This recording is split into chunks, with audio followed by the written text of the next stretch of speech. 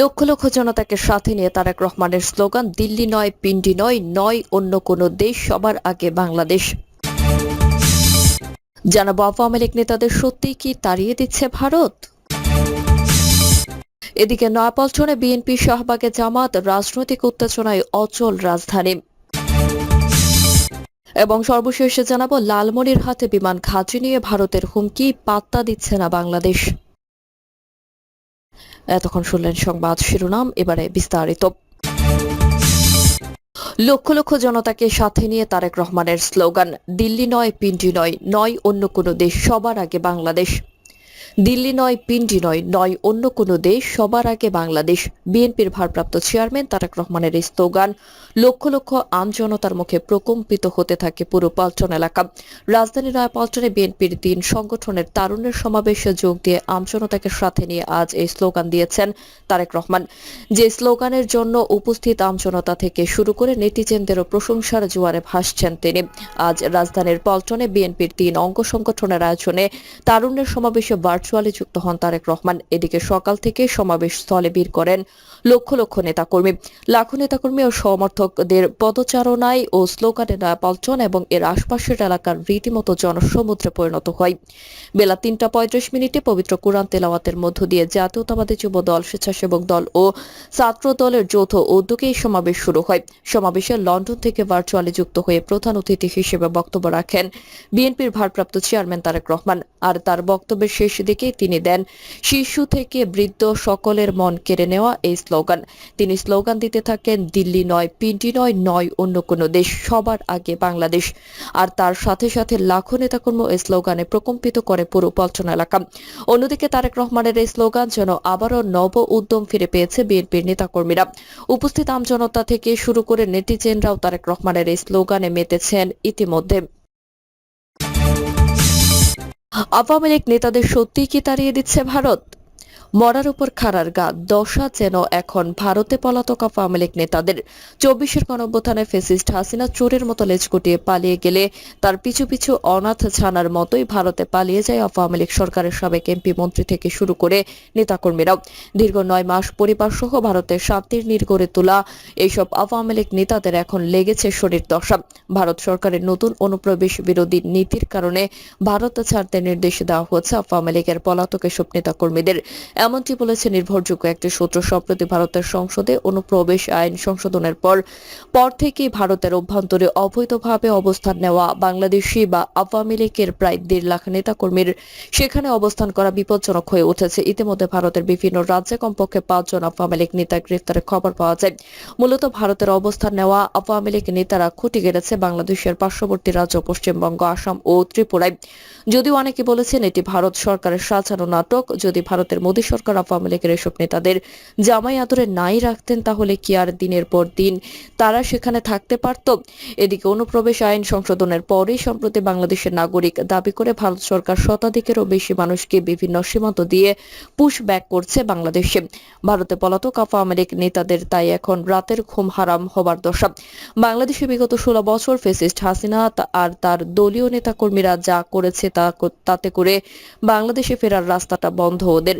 দেশে ফিরলে হবেন গ্রেফতার, হতে হবে বিচারের মুখোমুখি। এসব নেতাদের প্রায় সকলের নামেই রয়েছে ২৪-এর ছাত্র আন্দোলনের সময় গণহত্যার অভিযোগ। কারো কারো বিরুদ্ধে রয়েছে গ্রেফতারি পরোয়ানাও। দেশটিতে অবস্থানরত আওয়ামী লীগ নেতারা আতঙ্কিত হয়ে এখন ছেড়ে দে মা কেঁদে বাঁচছি অবস্থা তাদের। ইতিমধ্যে অনেক আওয়ামী লীগ নেতারা ভারত ত্যাগ করে অবস্থান নিয়েছেন ইউরোপ, আমেরিকার মতো জায়গায়। গোপন সূত্রের খবরে ফ্যাসিস্ট হাসিনার উপর ভরসা হারিয়েছেন মোদী, তাই হাসিনাকেও ভারত ছাড়ার পরামর্শ দেওয়া হয়েছে। কিন্তু এসব কিছুই লোক দেখানো, সাজানো গভীর ষড়যন্ত্রেরই অংশ। হাসিনা আর ভারতের মোদী সরকারের এমনটি মনে করেছেন রাজনৈতিক বিশ্লেষকরা। তাদের মতে হাসিনা আর মোদী মিলে ভারতীয় নাগরিকদের আওয়ামী লীগ নেতাকর্মীর ছত্রছায়ায় বাংলাদেশে পুশিন করার নয়া প্ল্যান এটি। ফ্যাসিস্ট হাসিনা ২৪-এর গণঅভ্যুত্থানে ভারতে পালিয়ে আশ্রয় নেওয়ার পর থেকে ভারতের কট্টর হিন্দুত্ববাদী প্রধানমন্ত্রী নরেন্দ্র মোদীর সাথে মিলে বাংলাদেশকে অস্থিতিশীল করার ষড়যন্ত্রে লিপ্ত ছিল মোদী সরকারের সাথে মিলে একের পর এক বাংলাদেশকে বিদ্ধ করার জাল বুনছিল হাসিনা। কিন্তু তাদের সে বোনা জালের শিকারে পরিণত হয়নি ডক্টর ইউনূসের নেতৃত্বাধীন সরকারের নতুন বাংলাদেশ। এবারও হাসিনার এসব লোক দেখানো নাটক আর ষড়যন্ত্রে কিছুই যায় আসে না বাংলাদেশের আপামর জনসাধারণের।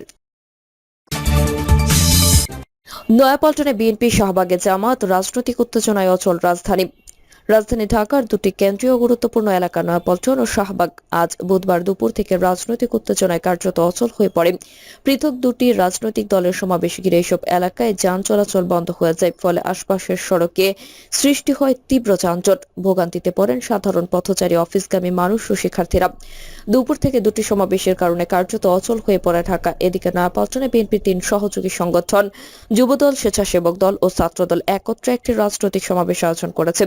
দুপুর গড়িয়ে বিকেল নাগাদ নয়াপল্টন এলাকায় হাজার হাজার নেতাকর্মী জড়ো হন। নেতাকর্মীদের ঢলে জনসমুদ্রে পরিণত হচ্ছে ঢাকার রাজপথ। অন্যদিকে শাহবাগ মোড়ে জামাতে ইসলামের একটি সমাবেশেও আজ ব্যাপক দৃষ্টি কেড়েছে।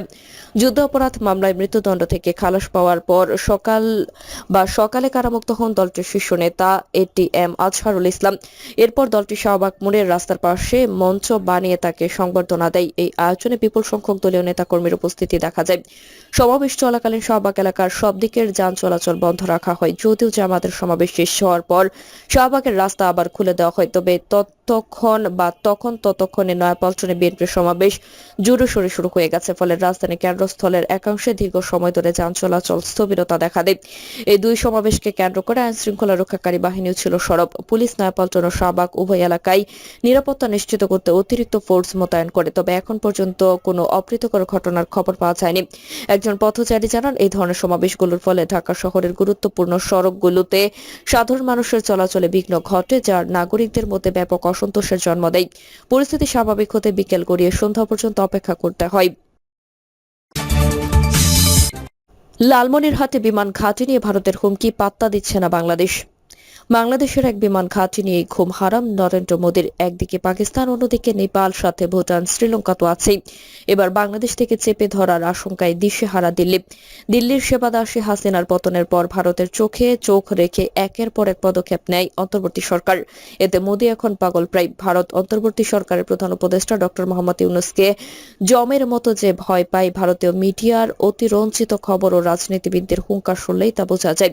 বাংলাদেশের লালমনিরহাটে একটি সম্ভাব্য মাল্টিফাংশনাল বিমান ঘাঁটি নির্মাণের পরিকল্পনা করছে। মূলত এমন খবরে দিশেহারা হয়ে পড়েছে ভারত। এই বিমানবন্দরটিকে ঘিরে দক্ষিণ এশিয়ার ভূ রাজনীতিতে নতুন উত্তেজনার সৃষ্টি হয়েছে। কৌশলগত দিক থেকে গুরুত্বপূর্ণ এই অঞ্চলটি ভারতের চিকেন নেক করিডোর নিকটবর্তী হওয়ায় দিল্লির উদ্বেগ বাড়ছে। ভারতীয় গণমাধ্যমে এই নিয়ে আলোচনা ও উদ্বেগ প্রকাশ পেতে শুরু করেছে। কিছু মিডিয়া দাবি করেছে, প্রকল্পে চীনের বিনিয়োগ থাকলে এটি ভারতীয় নিরাপত্তার জন্য হুমকি হতে পারে।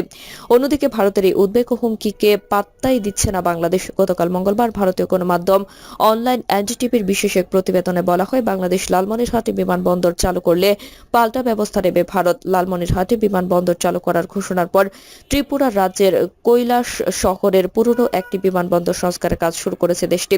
এটি বেসামরিক কাজে ব্যবহৃত হলেও ধারণা করা হচ্ছে যুদ্ধকালীন সময় ভারতীয় বিমান বাহিনীর যুদ্ধ বিমানগুলোর উড্ডয়ন, অবতরণ এবং জ্বালানি ভরার সুযোগ করে দেওয়ার সুবিধাযোগ্য করে তোলা হচ্ছে। এতে বলা হয়, চীনের সহযোগিতায় দ্বিতীয় বিশ্বযুদ্ধের সময়কার লালমনিরহাটে অবস্থিত একটি বিমান ঘাঁটি পুনরায় চালু করার পরিকল্পনা করেছে বাংলাদেশ, যেটি রংপুর বিভাগে অবস্থিত, যা ভারতীয় প্রশাসনের উচ্চ পর্যায়ের লোকদের কাছে উদ্বেগের বার্তা দিয়েছে।